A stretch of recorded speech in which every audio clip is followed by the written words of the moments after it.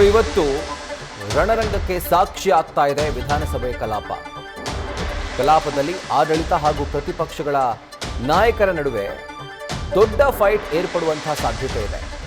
ಒಂದು ಕಡೆ ಮೈತ್ರಿ ನಾಯಕರು, ಮಗದೊಂದು ಕಡೆ ಕೈ ನಾಯಕರು.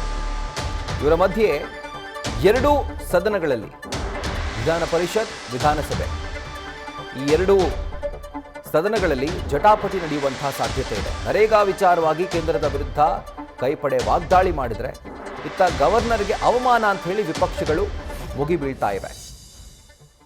ಇದರ ಕುರಿತಾಗಿ ಡೀಟೇಲ್ಸ್ ಅನ್ನ ಕೊಡ್ತಾರೆ ನಮ್ಮ ಪ್ರತಿನಿಧಿ ಹರೀಶ್. ಈಗ ಮತ್ತೊಮ್ಮೆ ಲೈವ್ ನಲ್ಲಿ ಜಾಯಿನ್ ಆಗ್ತಾ ಇದ್ದಾರೆ. ಹರೀಶ್, ಒಂದ್ ಕಡೆ ಎಲ್ರಿಗೂ ಗೊತ್ತು ಇವತ್ತು ಸದನ ಒಂದು ರೀತಿಯಾಗಿ ರೋಚಕತೆಯನ್ನ ಸೃಷ್ಟಿ ಮಾಡಿದೆ. ಯಾಕಂದ್ರೆ ಒಂದು ಕಡೆ ಆಡಳಿತ ಪಕ್ಷ ವಿ ರಾಮ್ಜಿಯನ್ನ ಹಿಡ್ಕೊಂಡು ಇಲ್ಲ, ಈ ಒಂದು ಕಾಯ್ದೆ ನಮಗೆ ಬೇಡ ಅನ್ನುವಂಥ ವಿರೋಧವನ್ನ ವ್ಯಕ್ತಪಡಿಸ್ತಾ ಇರುವಂಥದ್ದು. ಮಗದೊಂದು ಕಡೆ ರಾಜ್ಯಪಾಲರ ವಿಷಯವನ್ನ, ಜೊತೆಗೆ ಕಾಂಗ್ರೆಸ್ ಆಡಳಿತದಲ್ಲಿ ಇತ್ತೀಚೆಗೆ ನಡೆದಂತಹ ಬೆಳವಣಿಗೆಗಳನ್ನು, ಅದು ರಾಜೀವ್ ಗೌಡನ ಪ್ರಕರಣ ಇರಬಹುದು ಅಥವಾ ಅಬಕಾರಿ ಇಲಾಖೆಯ ಒಂದು ಲಂಚ ಸ್ವೀಕಾರ ಪ್ರಕರಣ ಇರಬಹುದು.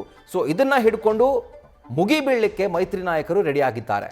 ಸೊ ಇವತ್ತು ಒಂದು ರೀತಿ ಕ್ಲೈಮ್ಯಾಕ್ಸ್ ಹಂತಕ್ಕೆ, ಜೊತೆಗೆ ಕೌತುಕತೆಯನ್ನು ಸೃಷ್ಟಿ ಮಾಡಿರುವಂಥದ್ದು. ಸೊ ಇದರ ಕುರಿತಾಗಿ ಡೀಟೇಲ್ಸ್ ಅನ್ನ ಕೊಡೋ ಹಾಗಿದ್ರೆ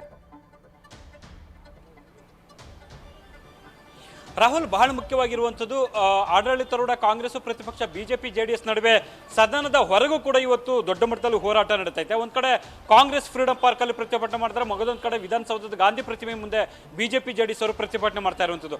ಇದು ಸದನದ ಹೊರಗೆ ಆದ್ರೆ ಸದನದ ಒಳಗೆ ಉಭಯ ಸದನಗಳಲ್ಲೂ ಕೂಡ ಪ್ರತಿಪಕ್ಷ ಮತ್ತೆ ಆಡಳಿತಾರೂಢ ಪಕ್ಷಗಳ ನಡುವೆ ಜಂಗಿ ಕುಸ್ತಿಗೆ ಸಾಕ್ಷಿ ಆಗುತ್ತೆ. ಸೊ ವಿಧಾನಸಭೆಯಲ್ಲಿ ಪ್ರಮುಖವಾಗಿ ಕೂಡ ಪ್ರತಿಪಕ್ಷ ಬಿಜೆಪಿ ಜೆಡಿಎಸ್ ಆಡಳಿತ ಪಕ್ಷದ ವಿರುದ್ಧ ಮುಗಿಬೀಳೋದಕ್ಕೂ ಸಜ್ಜಾಗಿದೆ. ಸೊ ಮುಖ್ಯವಾಗಿರುವಂಥದ್ದು ಕೂಡ ರಾಜ್ಯಪಾಲರಿಗೆ ಇತ್ತೀಚೆಗೆ ಅಪಮಾನ ಮಾಡಲಾಗಿದೆ ಅನ್ನುವಂಥ ವಿಚಾರವನ್ನ ಪ್ರಮುಖವಾಗಿ ಪ್ರಸ್ತಾಪಿಸಿ ಆಡಳಿತಾರೂಢ ಕಾಂಗ್ರೆಸ್ ಅನ್ನ ಕಟ್ಟಿ ಹಾಕುವಂತ ಲೆಕ್ಕಾಚಾರದಲ್ಲಿ ಕೂಡ ಪ್ರತಿಪಕ್ಷಗಳು ಇರುವಂಥದ್ದು. ಅದೆಲ್ಲಕ್ಕಿಂತಲೂ ಮುಖ್ಯವಾಗಿರುವಂಥದ್ದು, ಸೊ ಅಬಕಾರಿ ಇಲಾಖೆಯಲ್ಲಿ ಭ್ರಷ್ಟಾಚಾರ ನಡೆದಿದೆ ಅಂತ ಆರೋಪವನ್ನ ಮಾಡಿರುವಂತಹ ಬಿಜೆಪಿ ಜೆಡಿಎಸ್ ನೇರವಾಗಿ ಇವತ್ತು ಕಾಂಗ್ರೆಸ್ ವಿರುದ್ಧ ಮುಗಿಬೀಳೋದಕ್ಕೆ ಪ್ಲಾನ್ ಅನ್ನು ಕೂಡ ಮಾಡ್ಕೊಂಡಿದ್ದಾರೆ. ಚರ್ಚೆಗೆ ಅವಕಾಶವನ್ನ ಈಗಾಗಲೇ ಕೇಳಿರುವಂಥದ್ದು. ಸ್ಪೀಕರ್ ಇವತ್ತು ಚರ್ಚೆಗೆ ಅವಕಾಶ ಕೊಟ್ಟಿದ್ದೆ ಆದಲ್ಲಿ ಆಡಳಿತಾರೂಢ ಕಾಂಗ್ರೆಸ್ ವಿರುದ್ಧ ಬಿಜೆಪಿ ಜೆಡಿಎಸ್ ನೇರವಾಗಿ ಮುಗಿಬೀಳುವುದು ಸ್ಪಷ್ಟವಾಗಿ ಕಾಣಿಸ್ತೈತೆ. ಜೊತೆಗೆ ಅಬಕಾರಿ ಸಚಿವ ರಾಜೀನಾಮೆ ಕೊಡಬೇಕು ಅನ್ನುವಂಥ ಬಿಗಿಪಟ್ಟನ್ನು ಕೂಡ ಪ್ರತಿಪಕ್ಷ ಬಿಜೆಪಿ ಜೆಡಿಎಸ್ ಇವತ್ತು ಹಿಡಿಯುವಂಥದ್ದು. ಅದೆಲ್ಲದಕ್ಕಿಂತಲೂ ಕೂಡ ಕಾಂಗ್ರೆಸ್ ಕೂಡ ನೇರವಾಗಿ ನರೇಗಾ ವಿಚಾರವನ್ನು ಕೂಡ ಪ್ರಸ್ತಾಪ ಮಾಡುವಂಥ ಸಾಧ್ಯತೆ ದಟ್ಟವಾಗಿದೆ. ಸೊ ಹಾಗಾಗಿ ಸದನ ಇವತ್ತು ರಂಗೇರುತ್ತೆ, ಮತ್ತೆ ಜೊತೆಗೆ ಸೊ ಜಟಾಪಟಿಗೆ ಕೂಡ ಇವತ್ತು ಸಾಕ್ಷಿ ಆಗುವಂಥದ್ದು. Rahul, right Harish, thank you ಡೀಟೇಲ್ಸ್ಗೆ. ನ್ಯೂಸ್ ಫಸ್ಟ್, ನಿರ್ಭೀತಿಯಿಂದ ನಿಮ್ಮ ಪರವಾಗಿ.